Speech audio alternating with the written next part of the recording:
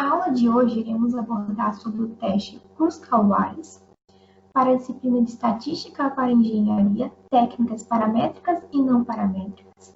Meu nome é Júlia e eu sou aluna do Programa de Pós-Graduação em Engenharia Mecânica da Universidade Federal do Rio Grande do Sul. Então, o que seria o teste de Kruskal-Wallis? Ele é um teste não paramétrico que é utilizado quando deseja-se comparar 3 ou mais populações. Ele é utilizado, então, quando deseja-se testar que a hipótese nula de que todas as populações possuem funções de distribuição iguais contra a hipótese alternativa de que ao menos 2 das populações possuem funções de distribuição independentes. O teste também é uma prova para decidir se K amostras independentes provêm de populações diferentes. O teste ele se divide em 2 casos. O primeiro caso é quando não há empate entre os postos.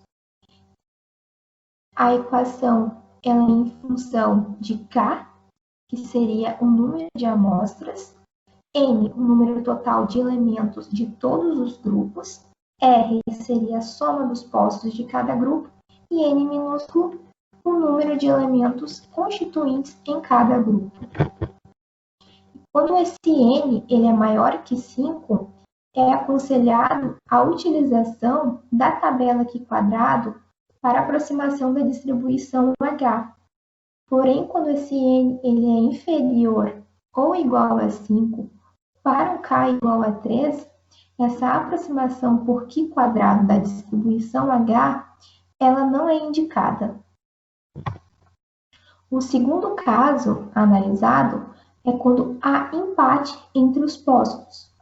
Observem que o termo da expressão para o cálculo de H no numerador é igual para a determinação do valor de H para o primeiro caso, quando não há empate entre os postos, só que para o caso onde há empate entre os postos, a minha expressão de H, o meu valor de H, ele está dividido por um fator de correção. E por que eu divido a expressão H por esse fator de correção? Porque quando eu tenho um empate, esse empate ele gera uma alteração no meu valor de H. Quando eu tenho uma situação de 2 números iguais, quando determino a média desses valores para a determinação dos postos, esse empate, quando ele é calculado, ele gera uma alteração no meu valor de H. Então, por isso que eu divido a minha expressão de H por esse fator de correção. E esse fator de correção, ele leva em consideração o T, que seria o número de valores empatados.